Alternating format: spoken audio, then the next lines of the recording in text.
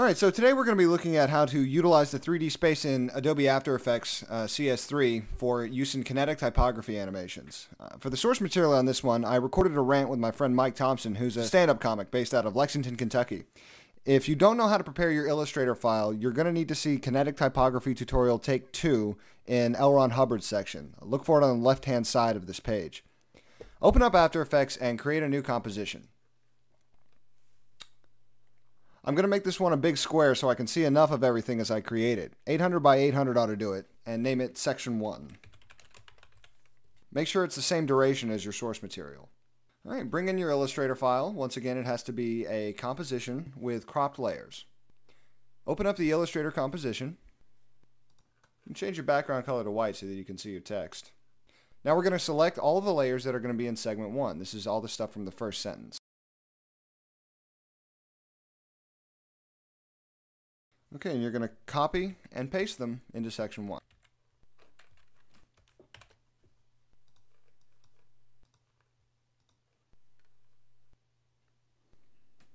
Alright, now with all of your layers selected, click the toggle switch that will turn them into 3D layers. With your layers still selected, press P, then hold down Shift and press R. This will open your position and rotation attribute. You'll notice that the X, Y, and Z axes are available for each attribute. Also, you'll notice that the layers have handles for moving in all 3 dimensions in the composition viewer window.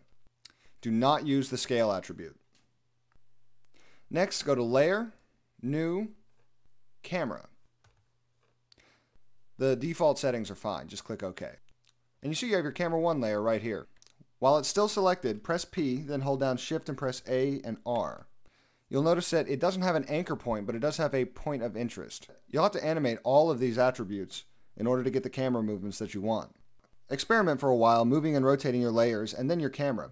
You'll wind up spending a great deal of time in After Effects, so take this opportunity to familiarize yourself with the 3D function.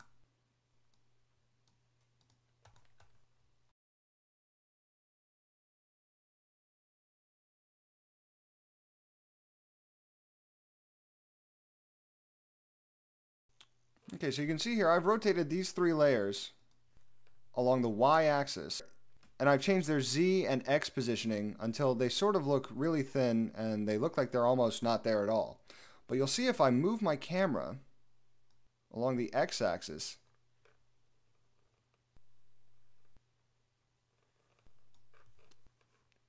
that they are actually extended back into the Z space. It's a good idea to use the numerical representations here so you can accurately place each item in a 3D space.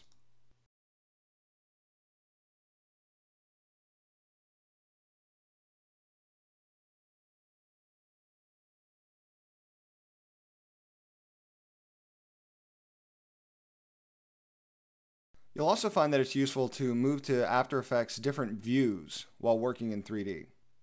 You can also change the number of views that you can see at any given time. Down here at this drop-down menu where it says one view, if you click on that, you can change it so that you can see your composition from different angles at the same time. Now you have to click in the window to activate it so you can change how you're looking at the composition.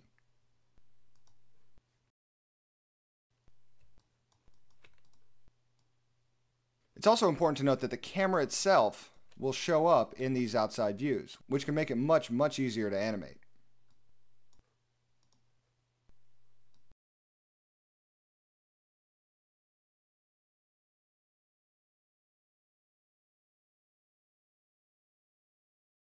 So by positioning the camera in the composition viewer up here and then by using the numerical attributes to change the position, you can get some really nice 3D looking effects. So now you can animate your camera. It's useful to note that there are 2 different drag points on the camera. If you pick one of the axes, it'll also drag the point of interest. If you click right behind them, you'll notice that you can rotate the camera around the point of interest. And you can see that these are both useful ways of moving the camera. And you can see that now that I've got my text sort of laid out in a 3D space the way that I want it, I can start animating my camera. But in order to do that, I need to animate my text to sync up with my source material. This was covered in the last Kinetic Typography tutorial, so I'll just give you a quick refresher. Bring in your source material, drop it into your composition,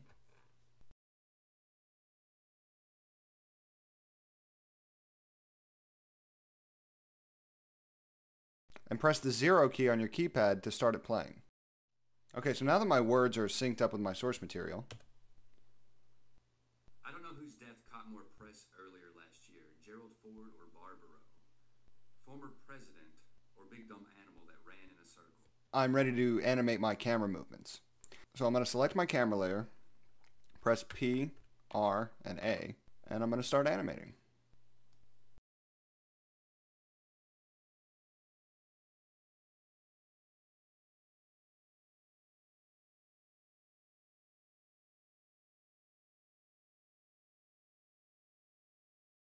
Now, when you want your camera to hang in space for a period of time, you need to set a second set of keyframes for the point of interest and the position. So you see here, these two sets of keyframes are exactly the same, and that way the camera stays still.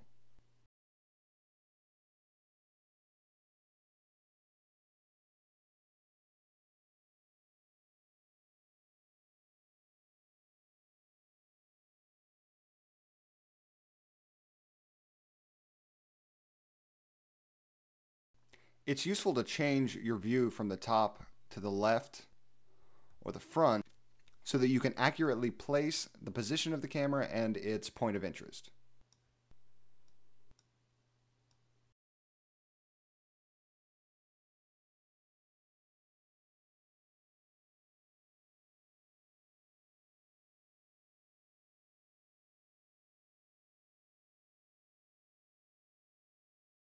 And if you look in your window here, you can see the animation spline curves that the camera will follow, and you can change them by clicking on the point handles.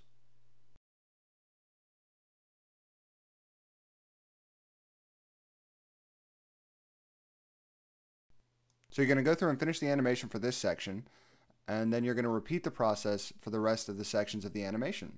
Now I'm going to show you a quick trick for doing little stepped animation. You see right now, After Effects creates frames in between the keyframes to produce its animations, but you can tell it to switch to stepped frames so that the camera appears to snap from one position to the next. You see I've already animated my camera. I'm going to select all of its keyframes, right click, and select Toggle Hold Keyframe. You see now these are all hold frames. And that keeps it from interpolating the frames in between keyframes. Obviously you can turn that back off with Toggle Hold Keyframe. Sometimes you'll notice that the camera doesn't stay still when it's supposed to. These two sets of keyframes are identical, but the camera's still moving in between them. After Effects created a spline curve in between these two keyframes. So in order to get rid of it, I'm going to select the position keyframe on the first one, hold down the Command key or Control on Windows. I'm going to click on this handle here and drag it in toward this keyframe.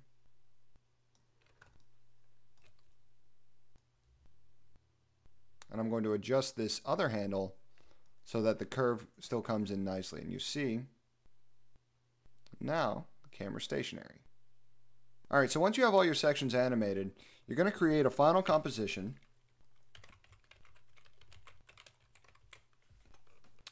And you're going to make it the average YouTube size. And you're going to start dropping in and animating your sections.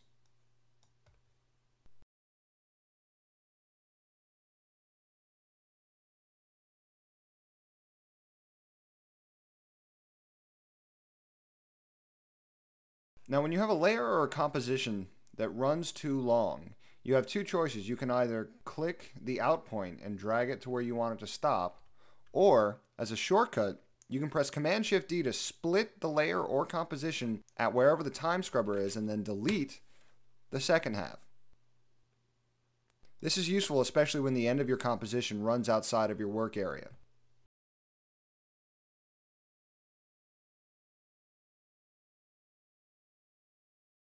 Okay, so now that I have my composition lengths proper, I'm going to start animating them. You'll see here that if you scale your composition down too small, it'll appear to cut off. So you want to make sure that it at least runs to the edge and adjust only the Y position. You want to make sure and turn on motion blur for all the elements And do not turn on continuously rasterize because that will flatten them and they won't be 3D anymore. And obviously you don't want that after all that work. But it's looking a little dull, so I'm going to go through and show you how to colorize your animation. Because we originally did the layout in Illustrator, we can edit the original Illustrator file and add colors to the words. Then we'll come back into After Effects and add a colored background to the whole thing. So open up your Illustrator file. Make sure you don't change the position of any of the elements because that will mess up your animation.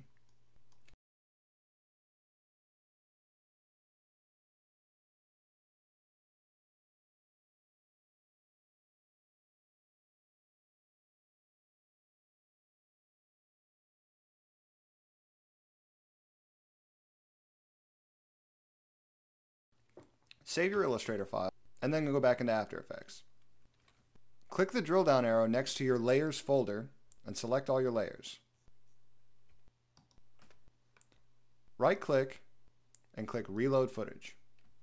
Because you're working with so many files, it can take a while to reload. Just be patient. And you can see the colors have been updated in our animation.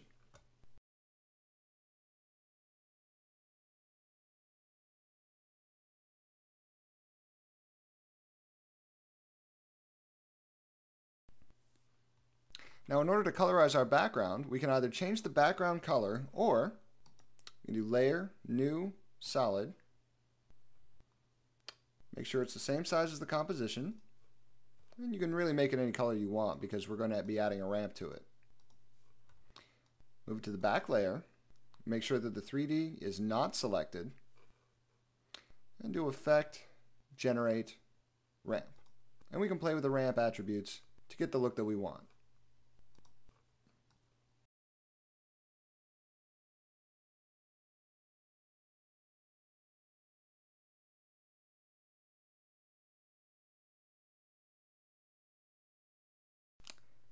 And that's it. Drop in your source audio and make sure that you've deleted it out of each of the compositions, otherwise you're going to get that horrible echo. Turn on motion blur. Let's take a look.